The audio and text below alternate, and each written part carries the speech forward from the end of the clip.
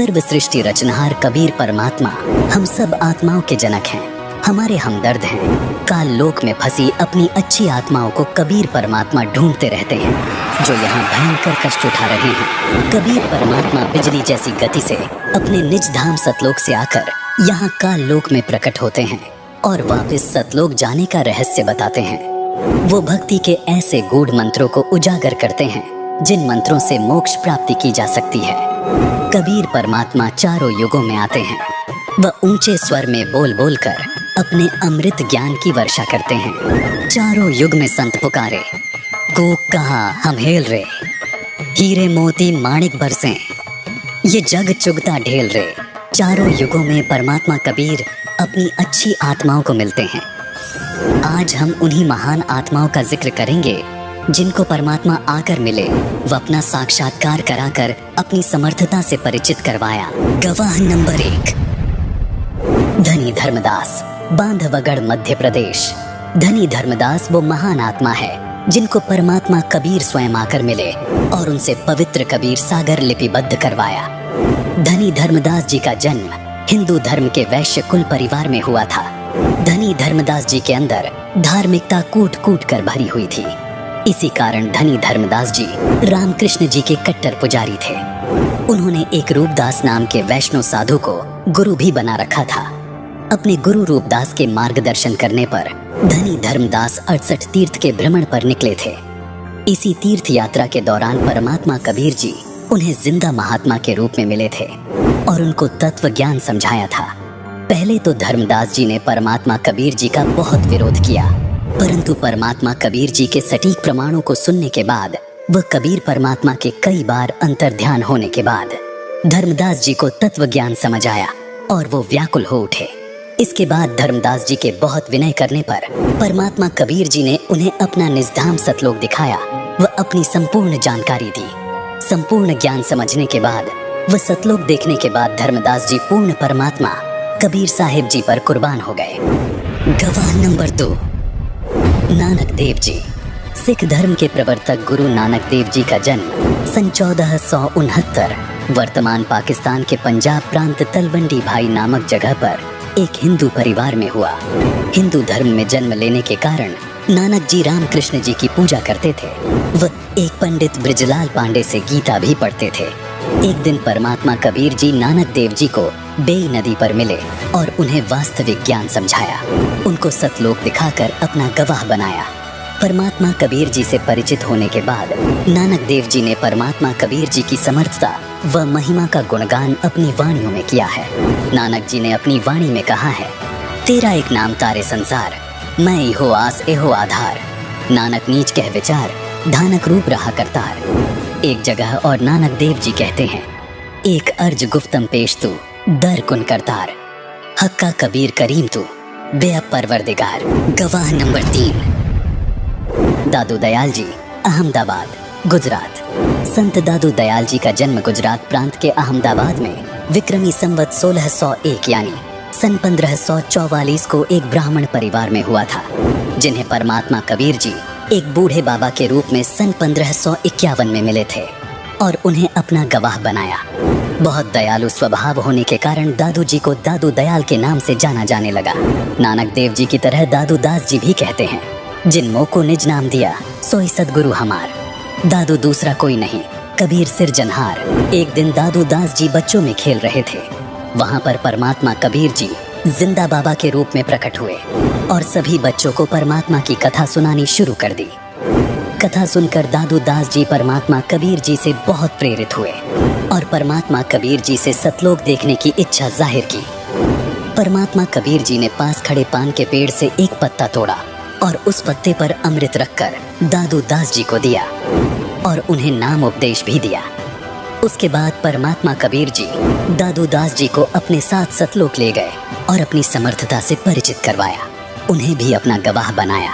इसका प्रमाण हमें गरीबदास जी की अमर वाणी में भी देखने को मिलता है। दादू को सतगुरु मिले, दई पान की पीक, बूढ़ा बाबा जिसे कह, यह दादू की नहीं सीख। दादू दास जी ने भी परमात्मा कबीर जी की कलम तोड़ महिमा की है। उन्होंने कहा है कि मेट दिया अपराध सब, आन मिले छिन्न माही, दादू संग ले चले, कबीर चरण की छाही, अभी तेरी सब मिटे, जन्म मरण की पीड़, श्वास उश्वास सुमर ले, दादू नाम कबीर, दादू नाम कबीर की, जे कोई लेवे ओट, तिनको कभू लागे नहीं, काल वज्र की चोट। गवाह नंबर 4, मलुकदास जी, इलाहाबाद, उत्तर प्रदेश। संत मलुकदास जी का जन्म कड़ा, जिला इलाहाबाद, उत्तर प्रदेश के कक्कड़ खत्री अरोड़ा परिवार में हुआ था, जो किसानों का एक बहुत अमीर परिवार था। वो गांव के मुखिया चौधरी थे। 900 एकड़ जमीन थी। चौधरी मलुकदास जी को बचपन से ही ईश्वर पर अटूट विश्वास था। जब मलुकदास जी बड़े हुए तो वे खेती का काम करते थे। मलुकदास जी अपने क्षेत्र के एक प्रतिष्ठित व्यक्ति थे। गांव में उनकी अच्छी प्रसिद्धि थी। परमात्मा ने एक लीला करके उन्हें अपनी शरण में लिया था। आदरणीय मलुकदास जी को 42 वर्ष की आयु में परमात्मा कबीर जी मिले थे। परमात्मा कबीर जी की महिमा में मलुकदास जी कहते हैं, जपो रे मन साहेब नाम कबीर, दास मलुक सलूक कहत है, खोजो खसम कबीर। गवाह नंबर 5, घीसादास जी, बागपत, उत्तर प्रदेश।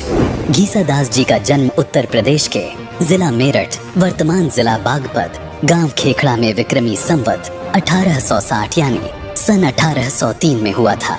एक दिन घीसादास जी बाहर खेतों में खेल रहे थे। उनकी आयु 7 वर्ष थी। तब अचानक परमात्मा कबीर जी सतलोक से सहशरीर आए और घीसादास जी को दर्शन दिए। परमात्मा कबीर जी ने अपनी प्रिय आत्मा घीसादास जी को पूर्ण परमात्मा की भक्ति करने के लिए कहा और 1 घंटे तक सत्संग सुनाया।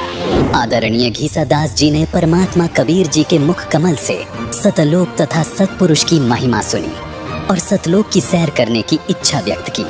परमात्मा कबीर जी ने घीसादास जी को मंत्र उपदेश दिया तथा उनकी आत्मा को शरीर से निकालकर अपने साथ सतलोक ले गए। बालक घीसादास जी अचेत हो गए। अगली सुबह बालक घीसादास जी को जब होश आया तब उन्होंने सभी को बताया कि कबीर प्रभु स्वयं जिंदा बाबा के रूप में मुझे आकर मिले थे। परमात्मा कबीर जी ने घीसादास जी को भी अपना गवाह बनाया। गवाह नंबर 6, सन 1244 में परमात्मा कबीर जी समस्त्रवेश के रूप में रूमी को मिले थे। एक दिन रूमी अपने शागिर्दों को हौज के किनारे पढ़ा रहे थे। तभी समस्त्रवेश के रूप में परमात्मा कबीर जी वहां आए और किताबों की ओर इशारा करते हुए पूछने लगे, ये क्या है? रूमी ने परमात्मा कबीर को उत्तर दिया कि बाबा, ये वो है जो तू नहीं जानता। ये सुनकर समस्त्रवेश के रूप में कबीर परमात्मा ने रूमी की सारी इल्मी किताबों को हौज में धक्का दे दिया और एक एक करके सारी किताबें पानी से बाहर निकाल कर रख दी। रूमी ने देखा कि एक भी किताब गीली नहीं हुई थी, बल्कि उन किताबों से सारा रेत बाहर निकल रहा था। ये देखकर रूमी ने समस्त्रवेश के रूप में कबीर परमात्मा को कहा कि बाबा, ये क्या है? परमात्मा कबीर जी ने उत्तर दिया कि ये वो है जो तू नहीं जानता, और वहां से चले गए। अगले दिन दोबारा रूमी और परमात्मा कबीर जी की मुलाकात हुई। परमात्मा कबीर जी के तर्क सुनकर रूमी अपने घोड़े से नीचे गिर गया। उसके बाद कई बार परमात्मा कबीर जी समस्त्रवेश के रूप में रूमी से मिलते रहे और उनको तत्व ज्ञान समझाते रहे, जिससे रूमी की परमात्मा में अजब कसक बनी। परमात्मा कबीर जी की याद में रूमी पागल से हो गए। रूमी ने परमात्मा कबीर जी से ज्ञान प्राप्त करके भक्ति शुरू की व अपनी परंपरागत साधना त्याग दी। रूमी ने परमात्मा कबीर जी के ज्ञान से प्रभावित होकर एक किताब भी लिखी, जिसका नाम है दीवाने कबीर। गवाह नंबर 7, जंबेश्वर जी, संरथल, राजस्थान। बिश्नोई धर्म के प्रवर्तक श्री जंबेश्वर जी महाराज का जन्म गांव पीपासर, राजस्थान प्रांत में भारतवर्ष में हुआ। इनका भक्त स्थल समराथल राजस्थान में है। संत जंबेश्वर जी को परमात्मा कबीर जिंदा बाबा के रूप में गांव समराथल में मिले थे। इसका प्रमाण हमें जंबेश्वर जी की वाणियों में भी देखने को मिलता है। जंबेश्वर जी अपनी वाणी में कहते हैं, दिल दिल आप खुदाबंद जाग्यो, सब दिल जाग्यो सोई, जो जिंदो हज काबे जाग्यो, थल सिर जाग्यो सोई। संत जंबेश्वर जी ने बताया है कि जिस समय मोहम्मद जी हज के लिए मक्का में गए थे, उस समय परमात्मा कबीर जिंदा महात्मा के रूप में हजरत मोहम्मद जी को काबा मक्का में मिले थे और उनको जगाया था कि मंदिर मक्का आदि तीर्थ स्थानों पर चक्कर लगाने से परमात्मा नहीं मिलता। परमात्मा प्राप्ति के लिए मंत्र जाप की आवश्यकता है। आगे वाणी में संत जंबेश्वर जी ने ये भी बताया है कि वही परमात्मा थल सिर समराथल राजस्थान प्रांत में आया और मुझे जगाया। गवाह नंबर 8, शेख फरीद। शेख फरीद एक महान भगत आत्मा थे। उनके जन्म से ही भक्ति के प्रबल संस्कार थे। इन्हीं संस्कारों की वजह से एक गुरु द्वारा दी गई शिक्षा की कठिन से कठिन तप करना चाहिए, उससे परमात्मा प्राप्ति होती है। इसलिए शेख फरीद जी कठिन तप करते थे। परमात्मा के दर्शन के उद्देश्य से शेख फरीद जी कुएं में उल्टे लटक जाया करते थे। नाम मात्र आहार किया करते थे। शरीर अस्थि पिंजर रह गया था। परमात्मा में इतनी दृढ़ आस्था देखकर एक दिन परमात्मा कबीर जी उनके पास जिंदा महात्मा के रूप में गए और उन्हें कुएं से बाहर निकाल लिया। परमात्मा कबीर जी ने शेख फरीद को वास्तविक ज्ञान बताया कि घोर तप से परमात्मा प्राप्ति नहीं होती। शेख फरीद जी परमात्मा कबीर जी के ज्ञान को सुनकर प्रभावित हुए। वह कबीर साहिब जी से नाम उपदेश लिया। शेख फरीद जी ने परमात्मा कबीर जी से सतनाम प्राप्त किया व उसका जाप किया। उसके बाद परमात्मा कबीर जी ने उन्हें सार शब्द दिया, जिसको प्राप्त करके शेख फरीद जी ने अपना जीवन सफल बनाया तथा सतलोक चले गए और पूर्ण मोक्ष प्राप्त किया। गवाह नंबर 9, तैमूर लंग। तैमूर लंग एक लोहार था। परमात्मा कबीर जी उन्हें एक जिंदा साधु के रूप में मिले थे। एक दिन तैमूर लंग बकरी चरा रहे थे। उस समय उनकी उम्र 18 वर्ष थी।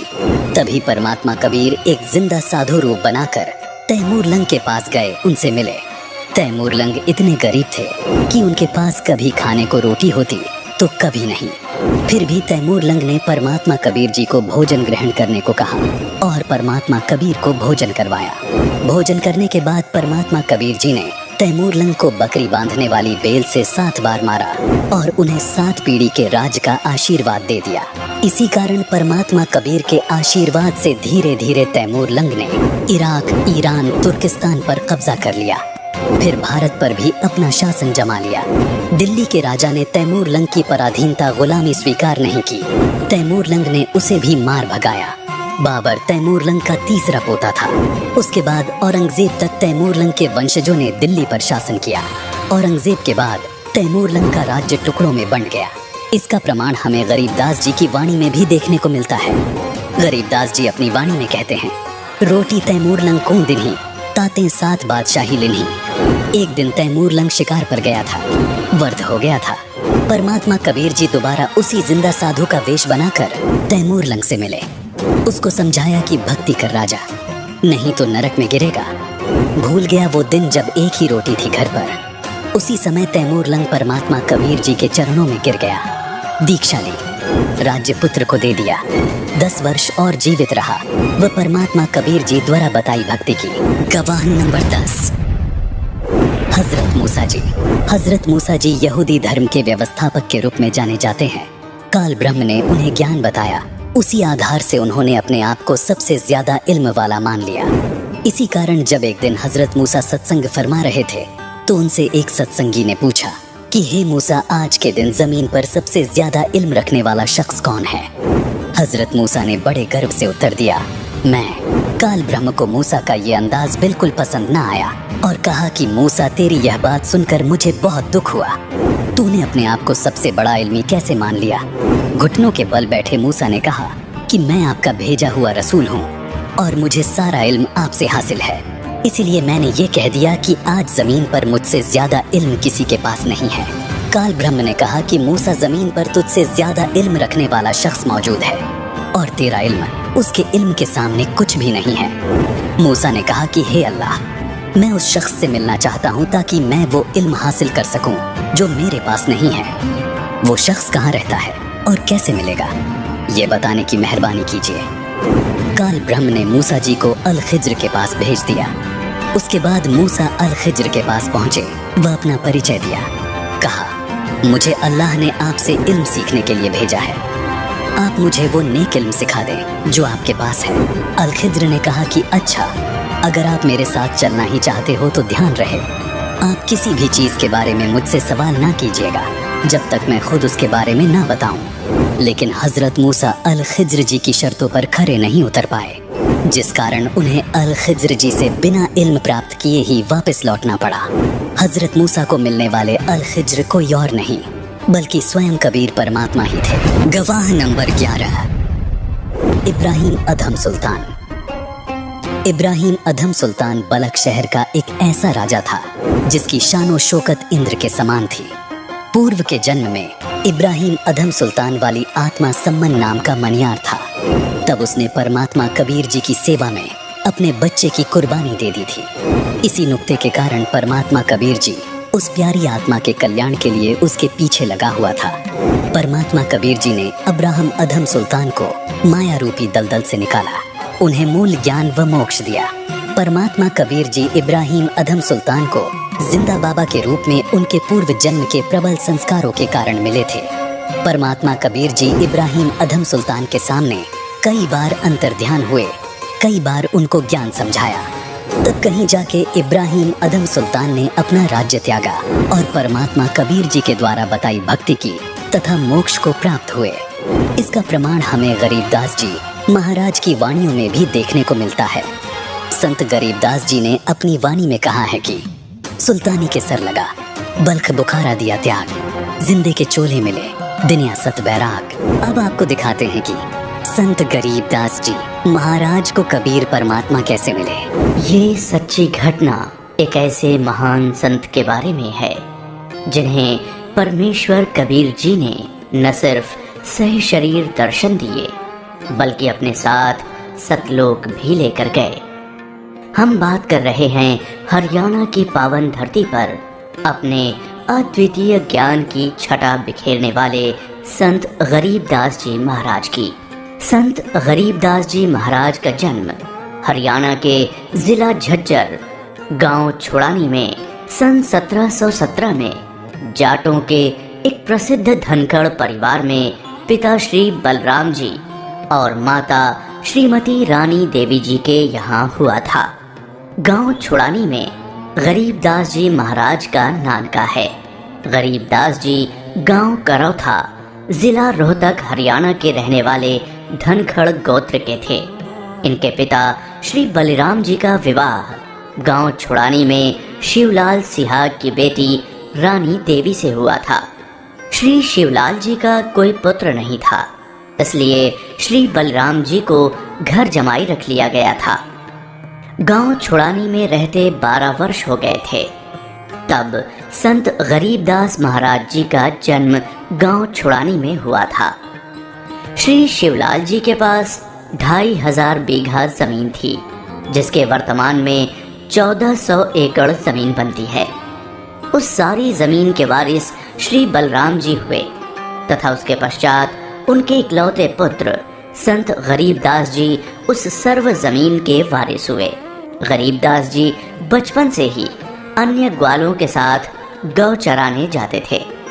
कबलाना गांव की सीमा से सटे नला नामक खेत में 10 वर्ष के बालक गरीबदास जी जांडी के पेड़ के नीचे प्रातः 10 बजे अन्य ग्वालों के साथ जब भोजन कर रहे थे तभी वहां से कुछ दूरी पर सत्य पुरुष कबीर साहिब जिंदा महात्मा के रूप में सतलोक से अवतरित हुए। गरीबू, सूरज सर पर आने वाला है, चलो हम सभी भोजन कर लेते हैं। हाँ चलो। हाँ, चलो चलो चलो उस जांडी के पेड़ के नीचे बैठते हैं। आ जाओ चलो चलो चलो। अपनी पोटली खोलते हैं, देखो तो सही मेरी पोटली में क्या है आज। लो गरीबू, तुम भी खाओ इसमें से। हाँ।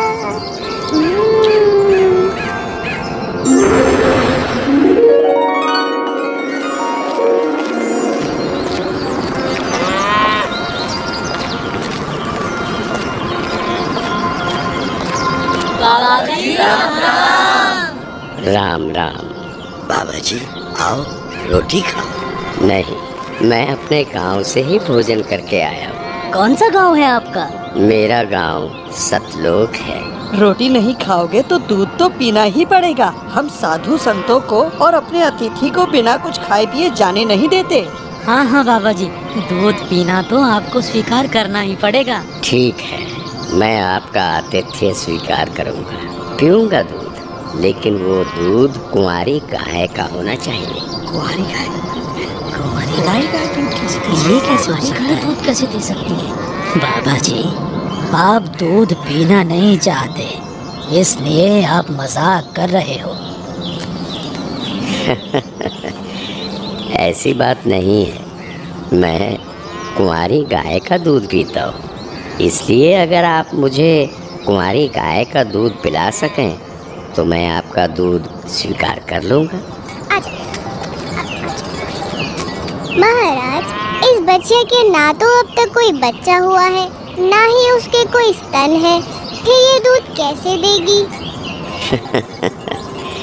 देगी, ज़रूर देगी। अगर आप लोगों के पास कोई ऐसा बर्तन है जिसमें दूध को निकाला जा सके तो मुझे दो। बाबा जी, ये रहा बर्तन। अब इसे स्तन वाली जगह पर पकड़ कर बैठो।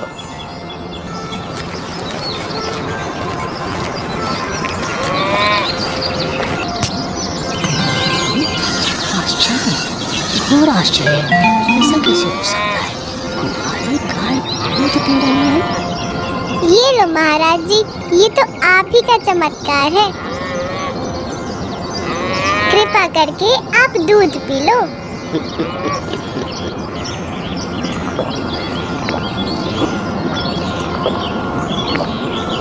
ये लो, ये बाकी बचा दूध आप लोगों के लिए प्रसाद है, आप ग्रहण करें। ये दूध हम नहीं पी सकते, ये तो पाप का दूध है। इस दूध को कुंवारी गाय से निकाला है आपने। एक तो ना जाने कौन सा जादू टोना किया है आपने इसमें, और ऊपर से इसे झूठा भी कर दिया।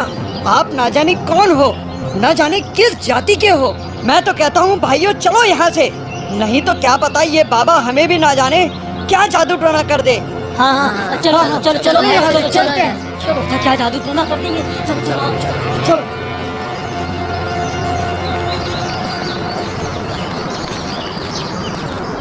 लाओ भगवान, ये प्रसाद मुझे दे दो, फिर ना जाने कब आपका बनाया हुआ प्रसाद नसीब हो। ये तो मेरा सौभाग्य है कि आपका जूठा दूध मुझे प्राप्त हो रहा है। ये तो अमृत के समान है। बेटा, ये दूध किसी जादू टोने से बनाया गया दूध नहीं है, और ये इस लोक का भी नहीं है। ये तो मेरे लोक अर्थात सतलोक से आया है। तुम इसे पी लो, तुम्हें बहुत लाभ होगा। ठीक है बाबा जी, दीजिए। बेटा, परमात्मा की भक्ति किया करो, उसका नाम लिया करो।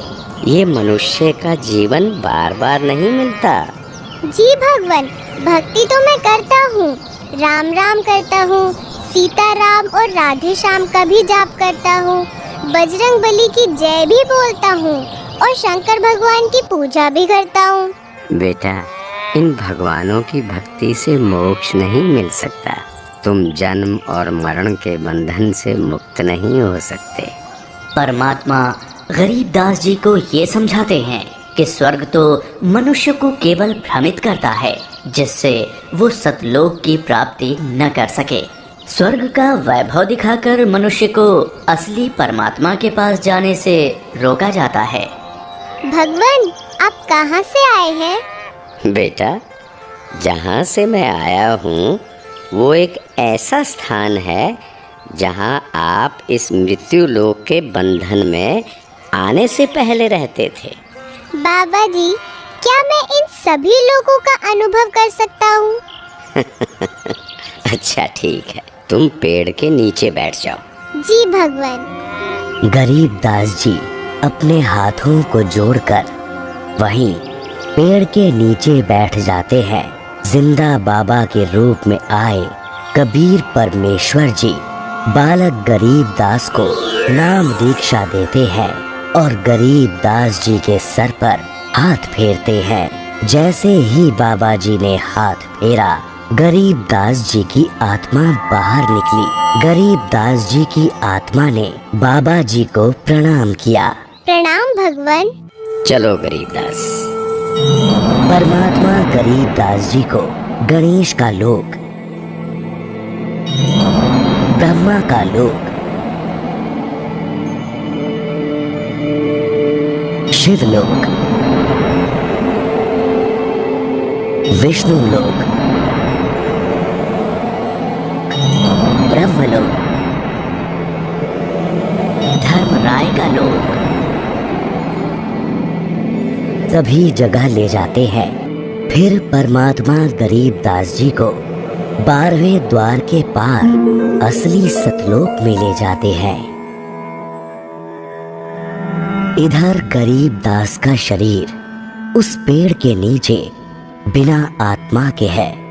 वो उसी मुद्रा में बैठे हुए हैं जैसे उसे छोड़ कर गए थे।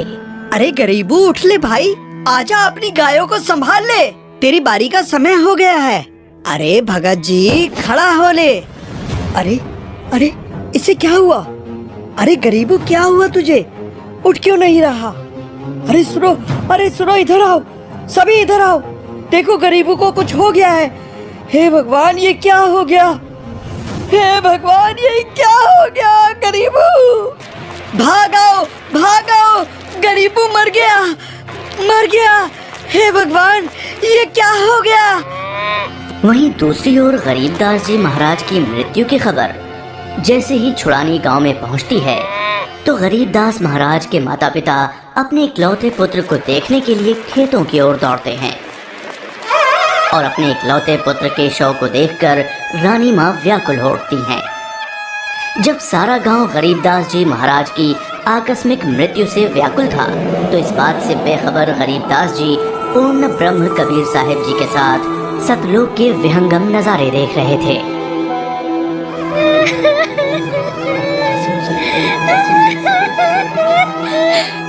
गरीबू को उसी पाखंडी बाबा ने दूध पिलाकर मारा है। हाँ, उसी ने कुछ जादू टोना किया है। देखो ना, गरीबों की माँ का रो रो कर बुरा हाल हो गया है। हे भगवान, कितना सुंदर लोक है। ये महल किसका है? ये महल तो करोड़ों सूर्यों के तेज से भी अधिक तेज वाले परमात्मा का है। चलो अंदर चलो। इसका मतलब ये बाबा जी जो मुझे यहाँ सतलोक लेकर आए हैं वो भगवान के सेवक हैं। असली भगवान तो ये है। मुझे इन्हीं सिंहासन पर बैठे हुए परमात्मा की पूजा करनी चाहिए। आखिर ये कैसी माया है? बाबा जी पर तो खुद परमात्मा ही चावर कर रहे हैं।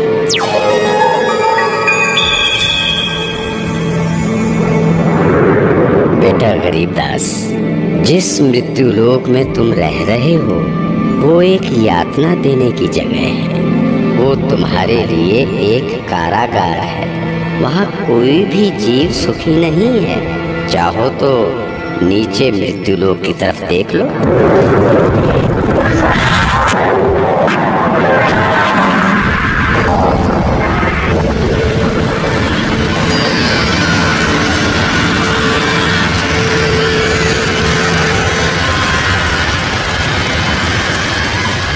यही है मृत्यु लोक की सच्चाई, जहाँ फंसकर मनुष्य अपना कीमती जीवन नाश कर देता है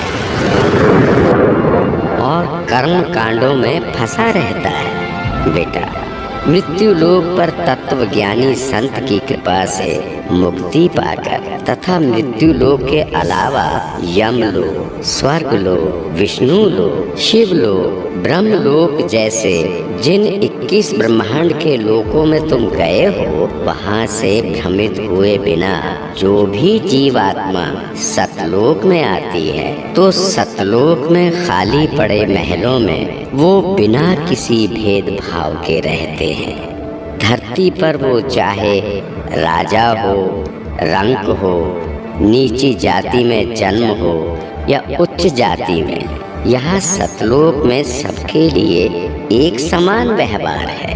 यहाँ कोई जन्म मरण नहीं है, वृद्धावस्था नहीं है, ना ही कोई बंधन है। बेटा गरीबदास, तुम्हारा स्थान भी यही सतलोक है। बेटा गरीबदास, जाओ, अब तुम मृत्यु लोक में वापस जाओ। परमात्मा, मैं उन सभी लोगों की सच्चाई जान गया हूँ। कृपा करके आप मुझे वहाँ वापस न भेजो। बेटा, तुम ऐसे यहाँ नहीं रह सकते, क्योंकि जब आप यहाँ से गए तो आप पुण्यों से परिपूर्ण थे। तो इसलिए तुम जब उस लोक में उतने ही पुण्यों से परिपूर्ण हो जाओगे, तभी इस लोक में वापस आ सकोगे और एक स्थायी स्थान को प्राप्त कर सकोगे। बेटा, मैं तुम्हें एक ऐसी अनमोल भक्ति दूंगा जिसके साथ तुम नीचे मृत्युलोक में जाओगे और वहां थोड़े ही प्रयास में पुण्यों से धनी हो जाओगे। नीचे जाकर मेरे ज्ञान का प्रचार करो, सच्चे परमात्मा के बारे में लोगों को बताओ। वहां रहने वाले तुम्हारे सभी भाई बहन यहीं से गए हैं और काल के जंजाल में फंसकर गलत रास्ते पर चल रहे हैं। जी भगवान। इधर दूसरी तरफ गरीब दास जी के परिजन उनके शरीर को लेकर अंतिम संस्कार की क्रिया करने लगे। प्रपट्टन वो परलोक है जहाँ अदली सतगुरु सार, भक्ति हेत से उतरे पाया हम दीदार। बेटा, तुम्हारी तो मृत्यु हो गई थी। नहीं पिताजी, मेरी मृत्यु नहीं हुई थी। जो बाबा जी हमारे पास आए थे वो तो साक्षात कबीर भगवान थे। वो मुझे अपने सतलोक ले गए थे। सतलोक? हाँ, सतलोक जो सभी लोकों से ऊपर है, वही हमारा असली घर है। वहाँ जाकर मुझे पता चला कि कबीर भगवान ही इस संपूर्ण ब्रह्मांड, संपूर्ण जगत के मालिक हैं और वही असली परमात्मा है। बोलो कबीर भगवान की जय। अजब नगर में ले गया हमको सतगुरु आन, झिलके बिंब अगाध गति वहाँ सोते चादर तान।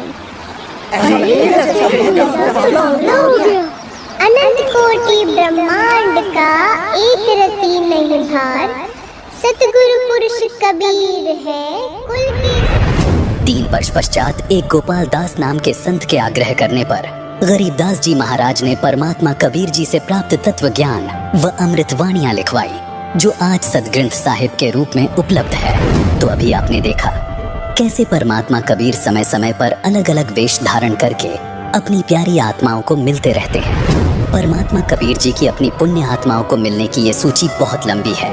नामदेव, रामदेव पीर, हजरत मोहम्मद, मीराबाई जैसी बहुत सारी पुण्य आत्माओं को भी परमात्मा कबीर जी मिले व सत्य ज्ञान समझाया, वास्तविक भक्ति विधि बताई।